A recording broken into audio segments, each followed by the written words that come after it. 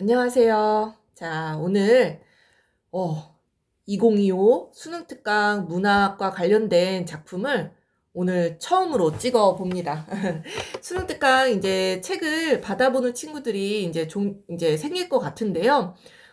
향가 작품 중에 요 충담사의 찬 기파랑가가 실려 있더라고요. 10줄짜리 그렇게 길지 않은 시거든요. 그래서 오늘 요거 같이 한번 배워보려고 합니다. 자, 일단 향가라는 갈래에 대해서 들어봤어야 합니다. 하나쯤은 배웠을 텐데 이 향가가 사구체 향가도 있고 네 줄이란 얘기예요. 팔구체 향가도 있고 요렇게 10줄짜리 19체 향가도 있는데 아무래도 가장 좀 정제되어 있고 서정성이 높은 거는 요 19체 향가라고 해서 우리가 이거 산회가라고도 하잖아요. 산회가라고도 이야기를 하는데요. 이 19체 향가가 그나마 이제 뭐 모평이라든지 수능에는 나올 가능성이 있는 향가 중에서는 그렇다란 얘기입니다. 자, 그래서 19체 향가 중에 선생님이 제막매가라는 작품은 이전에 영상을 찍은 적이 있습니다. 이 제막매가는 막매, 바로 죽은 누이에 대한 추모의 시였거든요. 자, 그런데 요 찬 기파랑가, 요 작품, 오늘 배울 작품, 이 작품도 19체 향가이면서요. 자, 요렇게 끊어 읽으셔야 됩니다. 찬 기파랑가예요. 바로 기파랑이라는, 자, 이 향가가 언제 불려졌던 노래죠? 그쵸? 신라시대 때 노래입니다. 신라시대 때는 무슨 랑 해가지고, 이 화랑의, 특히 이제 좀, 화랑의 우두머리, 화랑 중에서도 좀 존경받는 인물, 무슨 랑, 뭐 이런 식으로 이름을 붙여서, 이야기하곤 했잖아요. 그 기파랑에 대한 예찬의 노래예요. 바로 추모의 노래입니다. 자, 그래서 이 노래도요, 기파랑이라는 화랑이 죽고 난 다음에 이 기파랑을 굉장히 예찬하면서 그리워하는 노래이기 때문에 굉장히 서정성이 강하다. 이렇게 보실 수가 있을 것 같아요. 그리고 한 가지 더 체크를 해보자면요. 이 19체 향가는 대부분은 4줄? 4줄? 2줄? 이런 식으로 내용을 나누어서 의미를 분석하는 게 일반적이거든요. 그래서 나머지 이 두 구를 우리가 낙구라고도 부르잖아요. 우리가 이따가 볼 건데 낙구라고 이야기를 하는데 이 노래는 특이하게 442가 아니라요. 여기 보시면은 요렇게 5줄, 그죠? 요렇게 5줄이 한 의미 분석으로 이렇게 묶어볼 수가 있겠고요. 요렇게 3줄, 그리고 마지막 2줄. 이런 식으로 5, 3, 2 요걸로 해석을 하실 수가 있겠습니다. 찬 기파랑가 같은 경우에는요. 그래서 5, 3, 2로 요렇게 세 부분으로 나누어서 뭐 기, 서, 결 뭐 요런 식으로 나눈다라고도 이야기를 하는데 자, 이렇게 의미를 조금씩 나누어서 분석을 해보도록 하겠습니다. 자, 첫 번째 부분 보도록 할게요. 자, 흐느끼며 바라봄에 자, 벌써부터 정서가 드러나는 부분이 나오죠. 흐느낀다. 아, 그리고 선생님이 요거, 좀, 배경 설명을 좀 해주자면요. 사실 여러분들 향가는 향찰로 기록이 되어 있어요. 그렇지 않나요? 향찰이 뭐예요? 이 한자를 가지고, 우리말식으로 표기를 한 거예요. 왜냐하면은, 그때 당시에는 한글이 없었기 때문에, 그죠? 한자를 가지고 한문으로 쓴 게 아니라, 이 우리말 형식대로, 우리말 어순대로 음과 뜻 부분을 가지고 만든 우리나라만의 표기 방식입니다. 그래서 원래 이렇게 향가가 나오면은 이 향찰 표기가 나오고 이거를 이제 중세 국어로 번역한 게 일단 나오고 그 다음에 이거를 우리가 현대어로 또 번역하는 과정이 필요했거든요. 자, 그런데 이번 수능특강 교재는 아예 이 향찰 표기, 중세어 표기 과감하게 없애고 바로 이렇게 현대어 풀이가 되어 있더라고요. 여러분들 공부하기가 조금 더 수월해졌다라고 보실 수가 있겠죠. 그래서 향찰이나 중세 국어까지는 공부를 안 하셔도 되고 여기 현대어로 풀이된 이 부분만 가지고 보도록 할게요. 참고로 이 노래는 굉장히 오래된 노래이기 때문에 여러 학자들이 분석을 해서 여러 가지 의견이 있습니다만은 우리가 흔히 양주동이라는 이거 되게 유명한 그 언어 학자예요. 양주동 해석본과 김한진 해석본 이렇게 두 개를 나누어서 보는데요.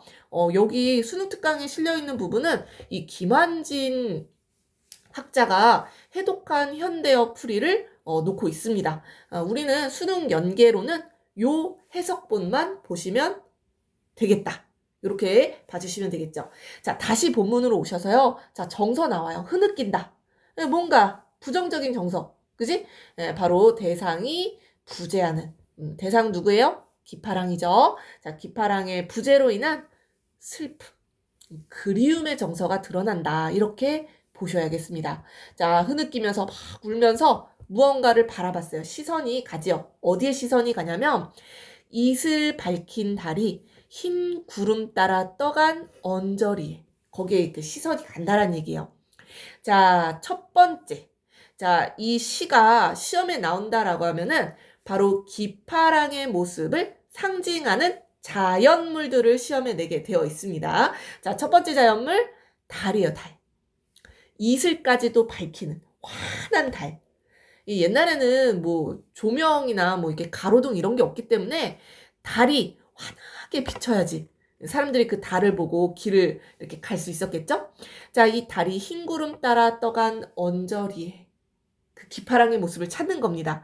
자, 그래서 첫 번째 기파랑의 모습을 상징하는 대상 달이에요, 달.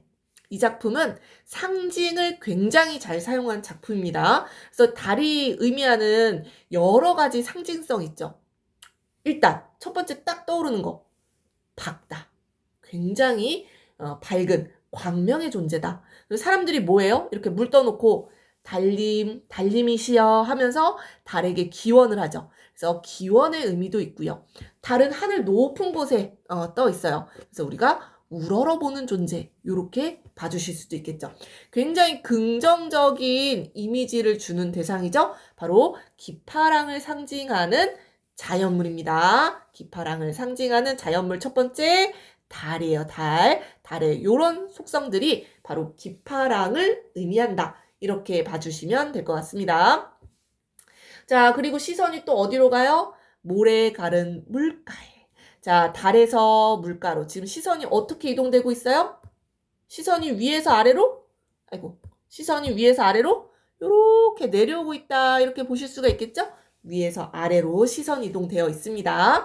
자, 이 달, 그리고 물가에도 기파랑의 모습이 보인다라는 얘기예요. 자, 여기 나오네요. 기랑의 모습이 올시 수풀이여 라고 하네요.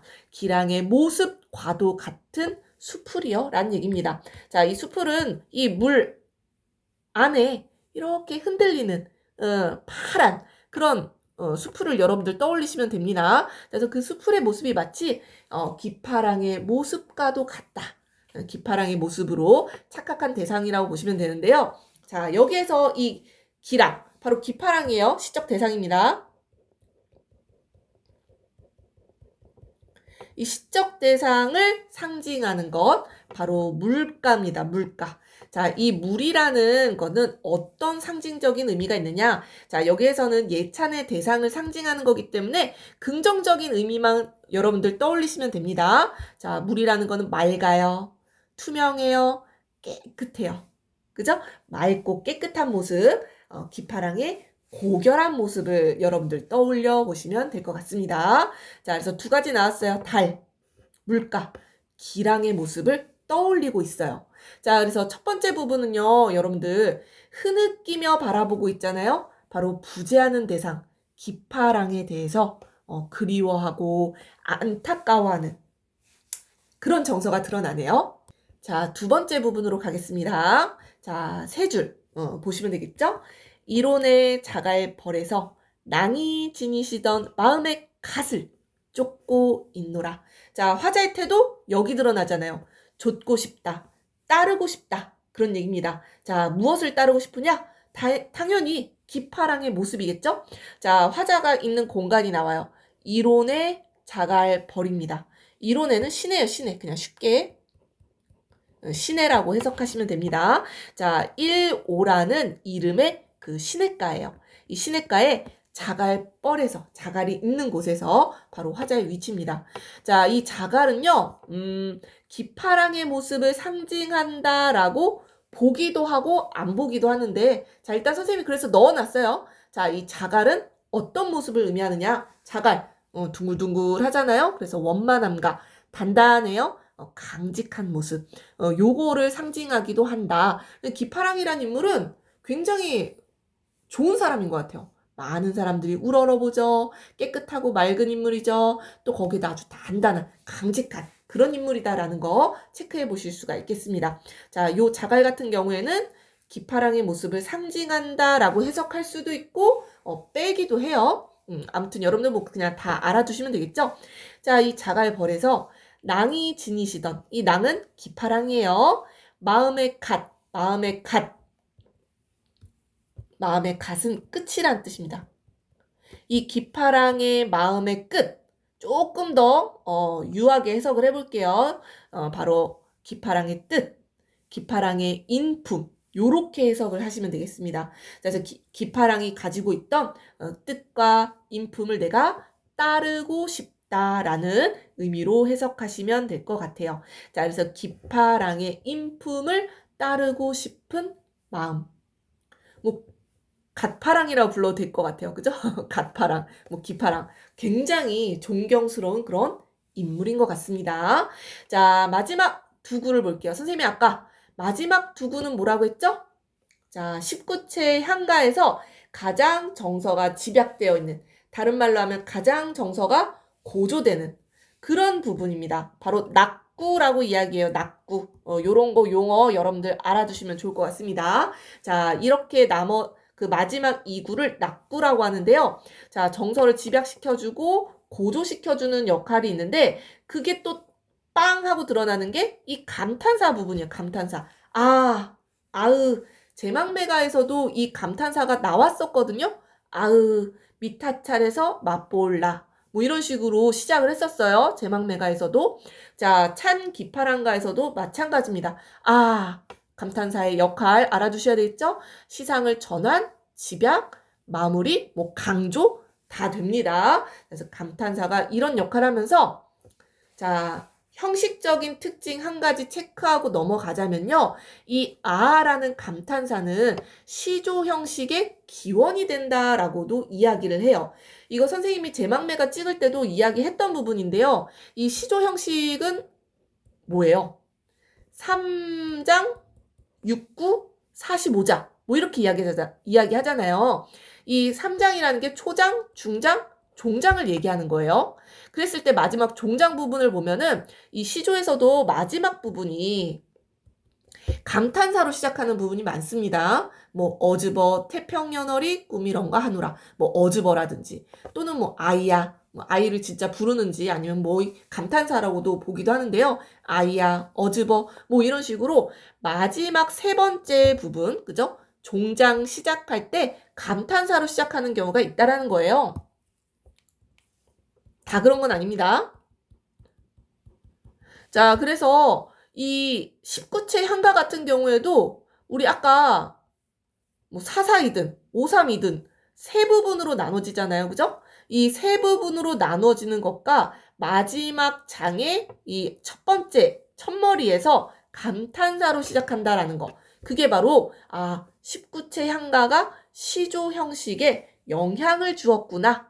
이렇게 보기도 한다라는 겁니다. 자, 그래서 이 시조 형식의 기원이 된다 뭐 이런 내용은 혹시나 이제 문학교과서에서 지금 내신 공부하는 친구들은 아마 학습활동 같은 걸로 꼭 나오게 되어 있어요. 그래서 학습활동에 이런 설명이 나오면은 요 형식적인 특징을 꼭 연결해서 공부하시면 좋을 것 같습니다.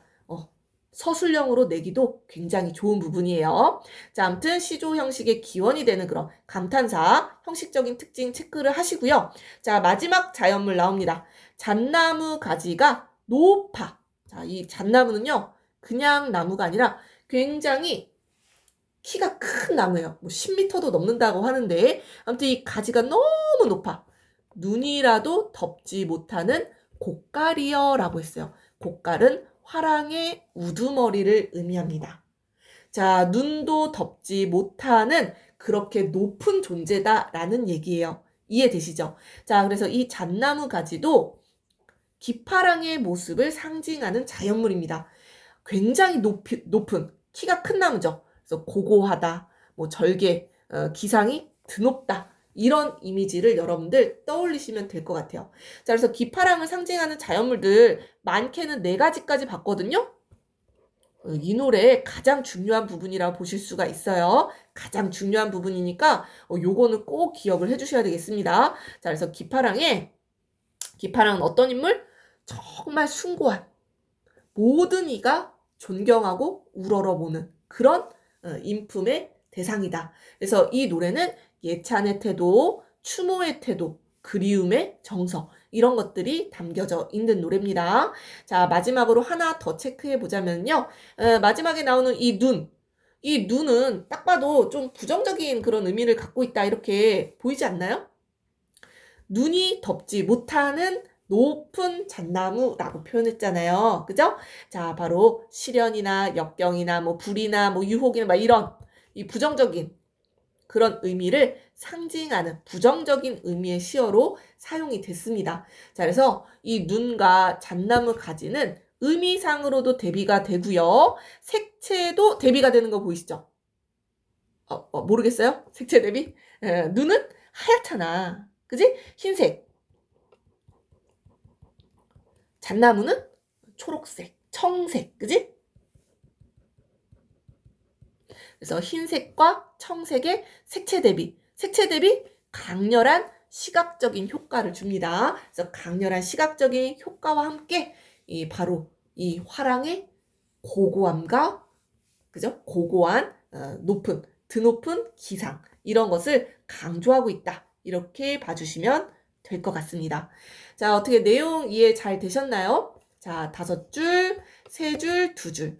마지막 19채 향가의 특징, 낙구와 감탄사의 특징 알아두시면 좋을 것 같고요. 색채 대비. 자, 그리고 아까 강조했던 거, 기파랑을 상징하는 자연물들. 자, 마지막으로 박스 안에 있는 글 읽고 마무리 해볼게요. 자, 이 노래, 기파랑을 찬양하는 노래. 그래서 찬 기파랑가입니다. 자, 이 작품은 신라시대 때 노래예요. 이 승려인 충담사가 화랑인 기파랑을 찬양하여 지은 19채 향가입니다. 자, 삼국유사에 실려 있고요. 자, 이 작품의 화자는요, 달이 굉장히 밝은 거야, 그날. 그래서 그 모습을 흐느끼면서 바라보는 사람이 바로 화자라고 보실 수가 있겠죠.